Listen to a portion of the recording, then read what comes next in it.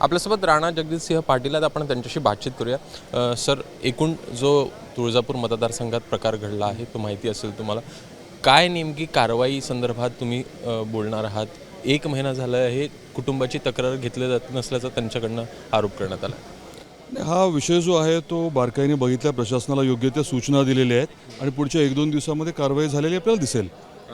काही तुमचं बोलणं झालेलं आहे प्रशासनासोबत या संदर्भात? माझं एसपींबरोबर याविषयी बोलणं झालेलं आहे आणि त्या बाबतीत योग्य ती कारवाई केली जात आहे। काही गोष्टींच्या बाबतीमध्ये माहिती ऑफिशियली लेखी स्वरूपामध्ये द्यायला कदाचित थोडासा वेळ लागला होता आणि ज्यांनी कारवाई दिरंगाई केली आहे त्यांच्यावरती सुद्धा प्रशासन जे आहे ते पूर्ण चौकशी करून कारवाई करेल। विरोधकांकडनं देखील सभागृहामध्ये आवाज उचलला जाईल असे देखील सांगण्यात येत आहे त्यांच्याकडनं। एकूण कुठेतरी राजकीय स्वरूप प्राप्त होतं आहे?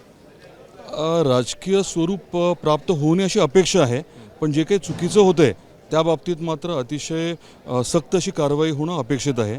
ज्या दुर्दैवी घटना इतर ठिकाणी झाल्यात आणि परजिल्ह्यातले काही लोक येऊन दमदाटी करतायत, हे बिलकुल चालून घेतलं जाणार नाही आणि मी सांगितल्याप्रमाणे सूचना दिल्यात, त्याच्यावरती योग्य कारवाई झाली नाही तर मग पुढे काय करायचं ते आम्ही निश्चितपणे सक्तपणे बघू।